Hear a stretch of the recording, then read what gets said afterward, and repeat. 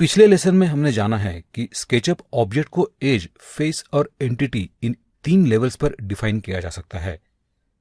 इस लेसन में हम इन तीनों लेवल्स पर मूव टूल का उपयोग कैसे किया जाता है ये देखने वाले हैं। हमारे सामने एक बिल्कुल सिंपल बॉक्स ऑब्जेक्ट है। हमें ये ऊपर वाली एज मूव करनी है। स्केचअप टूल सेट में मूव टूल यहां पर है। उसके लिए कीबोर्ड शॉर्टकट है M। मैंने अपना मूव टूल एक्टिवेट किया है। मूव टूल से मैं इस एज पर क्लिक करता हूं। अब हम ड्रैग करके इस एज को आगे, पीछे या आप चाहे उस डायरेक्शन में ले जा सकते हैं। अगर आपको एज को किसी पर्टिकुलर डिस्टेंस के साथ मूव करना है तो आप कीबोर्ड से वैल्यू टाइप करके डिस्टेंस दे सकते हैं। हम इस एज को 10 फीट डिस्टेंस के साथ रेड एक्सिस पर मूव करते हैं।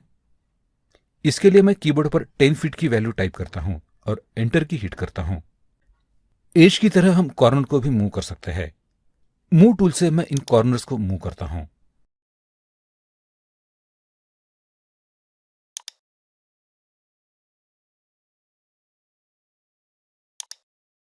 मूव टूल से फेसेस भी मूव किए जा सकते हैं और उन्हें डिस्टेंस भी दिया जा सकता है। इस तरह से फेसेस मूव करने के लिए मूव टूल के बजाय पुश पुल टूल का इस्तेमाल करना ज्यादा आसान है। अगर आपको पूरा ऑब्जेक्ट मूव करना है तो सबसे पहले सिलेक्ट टूल से ट्रिपल क्लिक यानी लगातार 3 बार क्लिक करके पूरा ऑब्जेक्ट सिलेक्ट कीजिए और मूव टूल से ऑब्जेक्ट मूव कीजिए।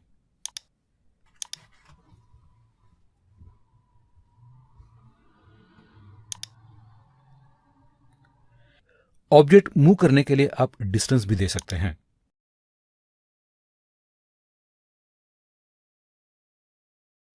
ऑब्जेक्ट मूव करने के लिए आप स्नैप का भी इस्तेमाल कर सकते हैं। इससे आप ऑब्जेक्ट को किसी दूसरे ऑब्जेक्ट के कॉर्नर के साथ मैच कर सकते हैं, वहां अलाइन कर सकते हैं।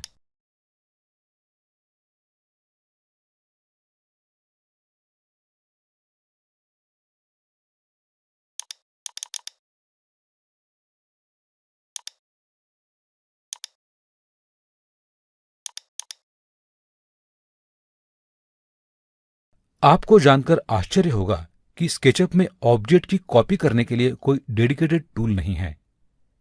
मगर इसका मतलब यह नहीं है कि आप स्केचअप में ऑब्जेक्ट की कॉपी नहीं कर सकते।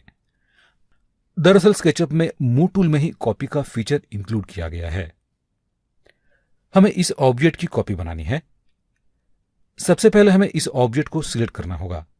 इसके लिए मैं इस ऑब्जेक्ट पर ट्रिपल क्लिक करता हूं। ये ऑब्जेक्ट सिलेक्ट हुआ है। ऑब्जेक्ट की कॉपी बनाने के लिए सबसे पहले हमें मूव टूल सिलेक्ट करना होगा। मैं अपना मूव टूल सिलेक्ट करता हूं। मूव टूल एक्टिवेट हुआ है। इसमें कॉपी का फीचर ऐड करने के लिए हमें कीबोर्ड पर कंट्रोल की हिट करनी होगी। कंट्रोल की हिट करते ही अब मूव टूल के साथ प्लस का सिंबल लग चुका है। अब हम इस ऑब्जेक्ट की कॉपी बना सकते हैं। ऑब्जेक्ट की कॉपी एक पर्टिकुलर डिस्टेंस पर बनानी है तो आप कीबोर्ड से वैल्यू टाइप करके डायमेंशन दे सकते हैं।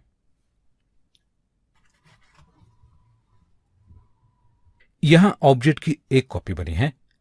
अगर आपको ऑब्जेक्ट की मल्टीपल कॉपीज सेम डिस्टेंस पर बनानी है तो पहले ऑब्जेक्ट की एक कॉपी बनानी होगी। हमने ऑलरेडी यहां पर एक कॉपी बनाई है। अब हम इसी ऑब्जेक्ट की और 4 कॉपीज बनाते हैं। इसके लिए हमें कीबोर्ड से इनपुट देना है x4। यहां x को मल्टीप्लिकेशन फैक्टर के तौर पे लिया जाता है और एंटर की हिट करता हूं। अब इस ओरिजिनल ऑब्जेक्ट की टोटल 4 कॉपीज यहां पर बनी हैं। कंप्लीट 3D ऑब्जेक्ट की तरह आप ऑब्जेक्ट का कोई फेस या एज भी कॉपी कर सकते हैं। अगर आपको एग्जिस्टिंग ऑब्जेक्ट के किसी फेस या एज का रेफरेंस लेकर कोई दूसरा ऑब्जेक्ट बनाना हो तो आप इस तरह से फेस या एज की कॉपी बना सकते हैं। उसके लिए पहले मूव टूल से फेस या एज सिलेक्ट कीजिए, फिर कंट्रोल की हिट कीजिए और सिलेक्टेड ऑब्जेक्ट की कॉपीज बनाइए। तो फिर चाहे वो एज हो या फेस हो। एग्जाम्पल के लिए हमने यहां पर एक फेस की कॉपी बनाई है। अब हम इसे थोड़ा एडिट करके उसी में से एक नया ऑब्जेक्ट बनाते हैं।